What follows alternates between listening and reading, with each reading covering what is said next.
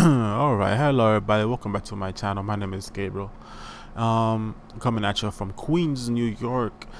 No camera for me today, just a voiceover over some images that I'm going to share, and it is about a game that's going to come out. As you can see here, the game is called Pokemon Unite, and it is a game that is set to release sometime in the month of July. So any day now, this game will go live on Switch, and a couple months later it will go live on mobile. And I've been watching a lot of gameplay, and a lot of people just kind of enjoy the recent beta that came out for the game. It was a temporary beta, and something that I want to point out that I think a lot of people, from what I saw based on the gameplay, a lot of people do not understand what type of game this is, and I just want to go over some basic, very basic. This is not for people that. This is a very like introductory type of video, and this game is a MOBA. MOBA is an acronym that stands for multiplayer online battle arena. But the name doesn't really matter. What matters is what the game is about. And what the game is about is more or less it's a team-based, objective-based game. And the main mode is going to be the 5v5. So it's two teams consisting of 5 players each, and it's going to be on a map just like this one. Maybe not just like, I mean, it's still subject to change, but at this point I'm pretty sure it's going to be this map. And this is the 5v5 map, and what we have here, what you see here, is the starting point for each team is these two areas here. This is the home base. This little duck trio symbol here is a launcher that will launch you either to tower 1 or tower 2 once certain conditions are met. And the point of the game is to outscore your opponent, and the way that you outscore your opponent is by defeating the opponent, knocking them out, as well as clearing out all of these little monsters that you see around here. These are all camps that you see, and they all give points. And once you have even just 1 point, you're able to go to your enemy tower. So if you start here, you have to go to either tower 1 or tower 2 and eventually tower 3 to score the points that you've accumulated by getting KOs. And at the end of the match is a 10-minute match, and at the end of the match, whoever has scored the most points will be declared the winner. In the case of a tie, I think it comes down to whichever team got the most KOs. So that being said, the team composition, like I said, it's a 5v5, and there's going to be a big roster in this game. Okay. As you can see here, this is like the starting roster here for the beta. You have all these Pokemon here, and what I feel people do not understand is that it doesn't actually matter which specific Pokemon you pick. What matters is which role you are expected to fulfill based on the Pokemon that you pick. And the Pokemon Unite here, the Pokemon Unite website gives us a hint as to what type of role each Pokemon will get. Now I'm going to start here with the support and the defender classes. You can consider these classes, right? Defender and supporter, for their active role on the map, is more or less the same, right? Look, it says here you can provide team support by inflicting status conditions on the opponent and healing allies, or you have the defenders that excel at protecting allies and hindering opponents, right? That is basically the same thing. Hindering opponents, inflicting status conditions on opponents, protecting allies, healing allies. It's the same role in the game, right? Defenders and supporters. So these are basically much just your defensive type Pokemon. They're going to be there mostly to help out the team. They're not going to be very high damage dealers, although they can be good damage dealers. They're not going to out damage an attacker type Pokemon, for example. Okay, next up is you have your all-rounders. Your all-rounders are your balanced team, not team, but your balanced Pokemon. They're your bruisers. They're your warriors. If you coming from Smite, you know, warriors are they're the 1v1 type Pokemon. They love a 1v1. They're not afraid of tanks. They're not afraid of the hard carries. In this game, it'll be the attackers. They're excellent against assassins. In this case, that's the equivalent of speedsters. They are mostly a very hard counter to speedsters. Speedsters are they're the assassins, right? They murk people. They come in, they get out. They have really high mobility. They can jump in and jump out. They can collect a lot of points because they're always clearing a camp. They're always getting knockouts on NPC Pokemon, and they're really good at scoring because they just have that mobility. Then you have your attackers. Your attackers are your, like it says there, low endurance, heavy range damage dealers. So they're all ranged, and they all deal an insane amount of damage. Some of them are going to be more basic attack focused. Some of them are going to be more ability focused.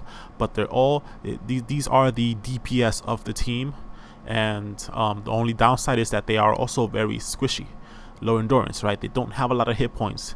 If they get jumped by a speedster or an all-rounder, they will die very quickly, very quickly. So then this brings me to the point of back to the map, right? The map kind of tells you where each Pokemon should go. And I saw on the demo a lot of people were playing, and when they first picked a Pokemon, the Pokemon actually had a little arrow that kind of told them, it pointed either straight forward, or it pointed diagonally up, or it pointed diagonally down. And that pretty much told you where it was that your Pokemon is supposed to go. Now, for example, attackers, like all of these guys here, they should be in a lane. So what does that mean? The lane is pretty much this whole thing right here. This is the lane, from one side to the other side. That's the top lane. This is the bottom lane, right? And then this here is the jungle, right? This is one side of the jungle, and then this is the other side of the jungle. I'll make a slightly different color,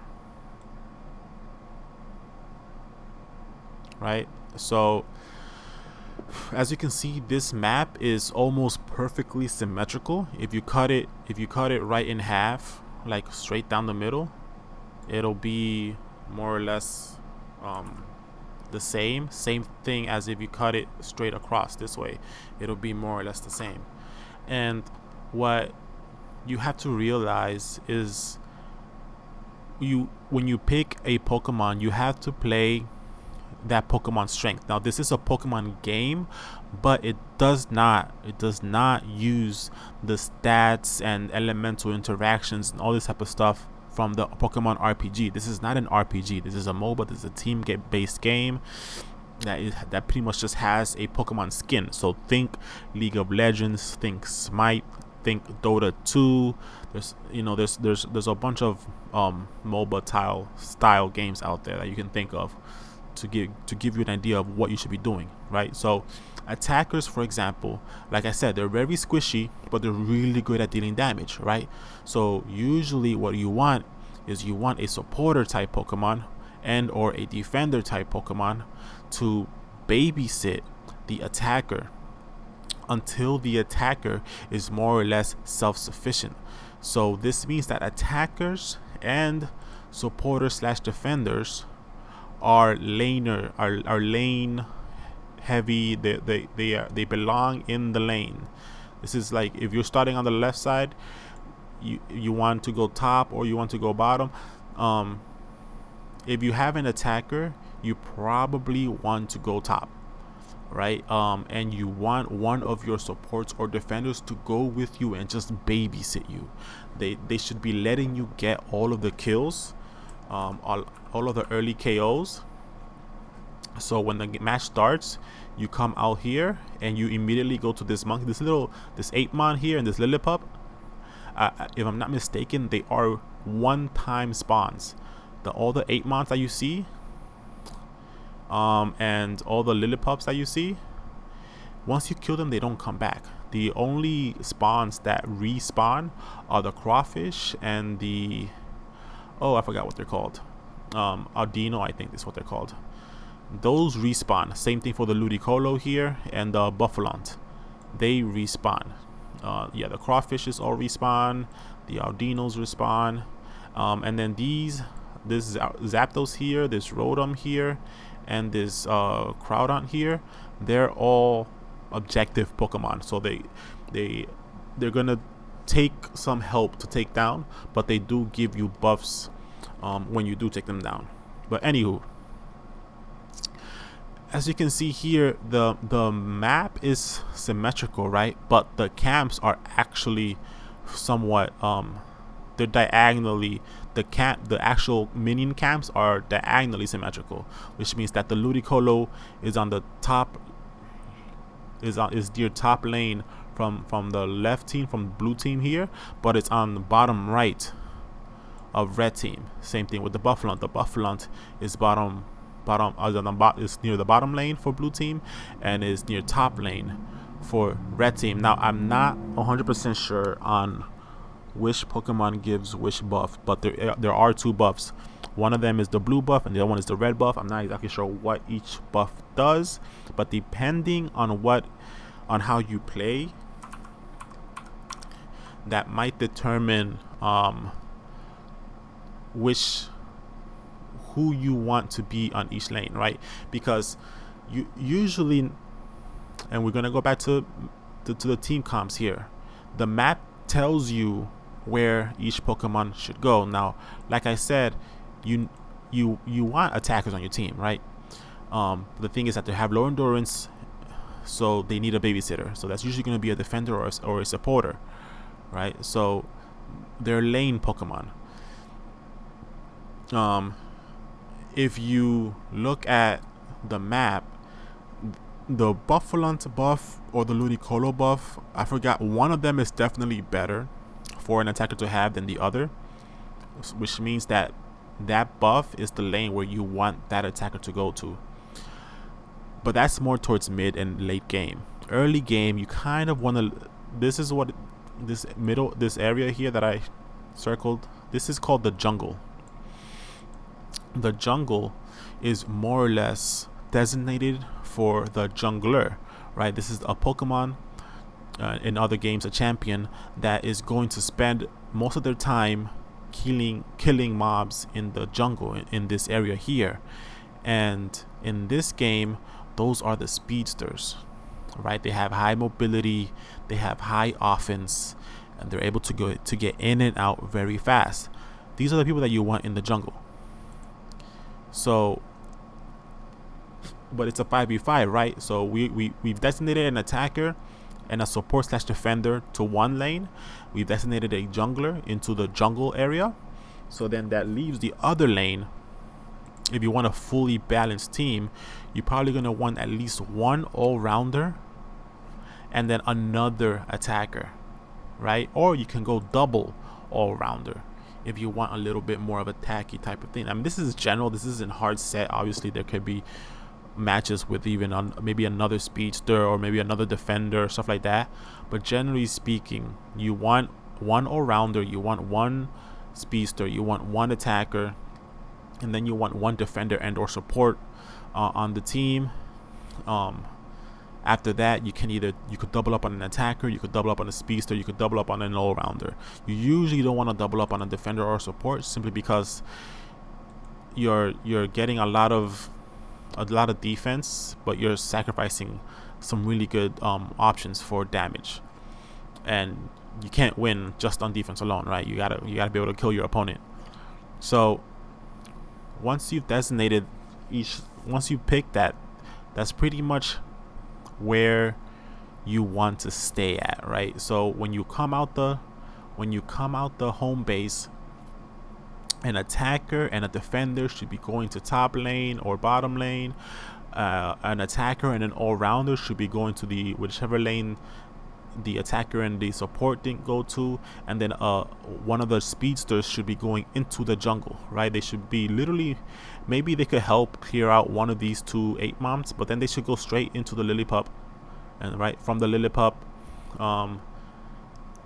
enough time should pass that the Ludicolo and the Buffalum should spawn.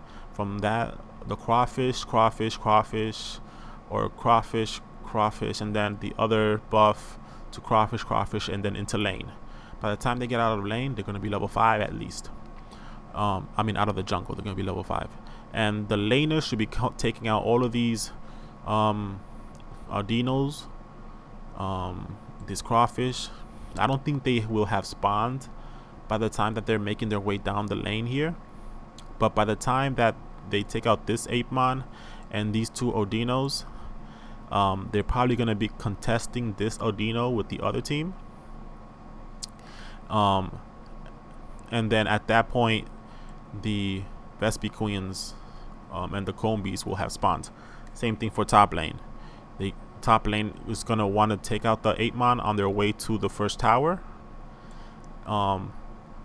And see, I'm looking at the map, and it seems as if it would be better if you only have one attacker. It will be better if that one attacker came to bottom lane, because there's more XP in bottom lane, and you want your attacker to get as many levels as fast as possible, because they are going to be dealing most of the damage on your party. But anyways, you know, you can theory craft a lot more in terms of where each lane, where each Pokemon should go, and just because, and yeah, I mean, it's recommended, right? The attacker should be in lane, the speedster should be in the jungle, the all-rounder should probably be in lane, although they could also be in the jungle, and then defenders and supporters should be in lane, babysitting the attacker until the attacker is self-sufficient. But there are builds that you can make, and there are other options that you can do that don't follow this general rule. But I did want to just put out a video out there explaining the general consensus when it comes to MOBAs and how it works as a team-based game. So, you know, it's not a battle royale. You're not gonna gain anything by coming straight out, ignoring all of the camps, all of the NPC Pokemon, and then just trying to fight against the other player. You have to farm all of these Pokemon, and the team that farms the best is going to win, right? This is it. MOBAs are a resource management game, right? The map is producing XP and money. In this game is called something else, but it's XP and money an X amount of seconds, right? So the team that is able to keep the camps on cooldown and not let them sit there, right, always pretty much be working towards that next respawn, is going to be the team that's going to be at a higher level faster, which will then enable them to win engagements more consistently, which is going to let them score points into the enemy tower way more, and they'll be able to defend their own tower way more, which at the end of the game is the objective, which is how you're going to win the games. So that's what I wanted to say. Thanks for watching. Catch you in the next one.